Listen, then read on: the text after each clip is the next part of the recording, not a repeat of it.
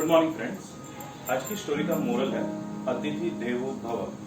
इसलिए हम सब जानते हैं, क्योंकि हम भारत में रहते हैं और ये भारत देश की संस्कृति थी कि हम अतिथि का सत्कार करते हैं। ऐसे तो हम ये हमेशा से ही करते आ रहे हैं, पर इसका एक स्टोरी है और वो मैं आपको आज बता रहा हूँ। जब सेकंड वर्ल्ड वॉर हुआ था 1939 में, उस टाइम पे जर्मनी में हिटलर था।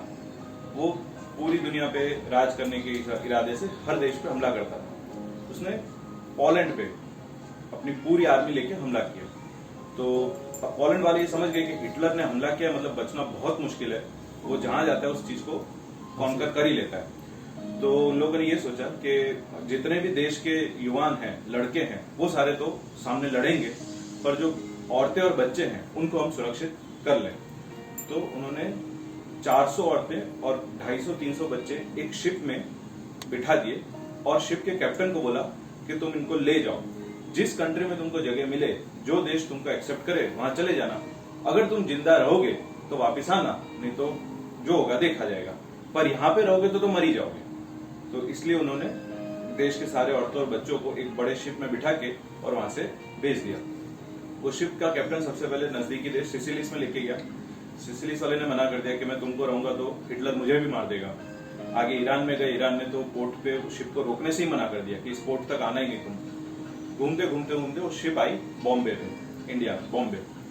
उस टाइम पे 1939 में जब सेकंड वर्ल्ड वॉर, तब इंडिया में ब्रिटिशर्स का राज चल रहा था। ब्रिटिशरों ने भी वो शिप को बॉम्बे पे आने से रोक दिया कि नहीं, तुम यहाँ पे नहीं आ सकते। ये बात पता चली जामनगर के राजा को। उस टाइम जामनगर के राजा थे दिग्विजय सिंह, उनको जाम साहेब भी बोलते थे। जाम साहब को ये बात पता चली कि इस तरह से पोलैंड से एक शिप आई है जिसके अंदर इतने सारे औरतें और बच्चे हैं और वो अपनी जान बचा के यहाँ पे शरण लेने के लिए आए हैं। तो उन्होंने वो शिप को जामनगर के पोर्ट पे बुलाया और वहां पे वो सारे औरतों और बच्चों को अपने महल में रख लिया। जामनगर पहले से बहुत ही राजा रजवाड़ों का देश रहा है, तो वहां पे उनके पास ऑलरेडी एक एक्स्ट्रा महल था जिसका नाम हवा महल है। उस महल के अंदर उन्होंने वो बच्चों और औरतों को जगह दी। आज हमारे घर पे मेहमान आते हैं, हम 1 दिन 2 दिन रखते हैं तो हम कंटाल जाते हैं। 1 महीना अगर कोई रुक जाए हमारे घर पे मेहमान, तो हमको लगता है कब जाएगा। जिनको हम जानते हैं, जो हमारे रिश्तेदार होते हैं, उन मेहमानों को हम इतना नहीं रख पाते। ये तो दूसरे देश से आए हुए अनजान लोग थे। उनको वो जाम साहेब ने 9 साल अपने यहाँ रखा। 9 साल तक उनकी सेवा करी, उनको अतिथि बना के रखा। सेवा में ऐसा नहीं था कि सिर्फ उनको खाना पीना खिलाना।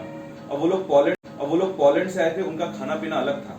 तो वो जो खाना खाते थे वो इंडिया में सिर्फ गोवा में मिलता था।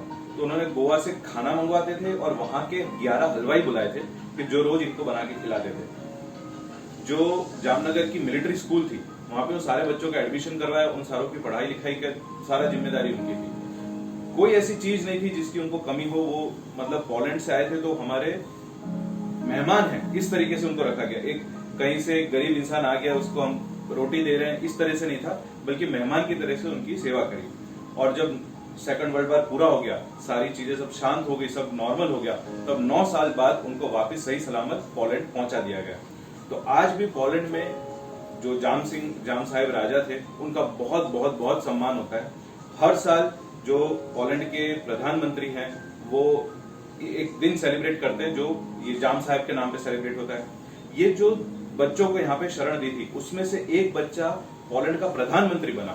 उसने पोलैंड का जो कैपिटल है, जो मेन सिटी है, उसके अंदर बहुत सारी सड़कें, बहुत सारे 4 रस्ते, इमारतों का नाम जाम साहेब के ऊपर, दिग्विजय के नाम के ऊपर, जामनगर के ऊपर रखा हुआ है।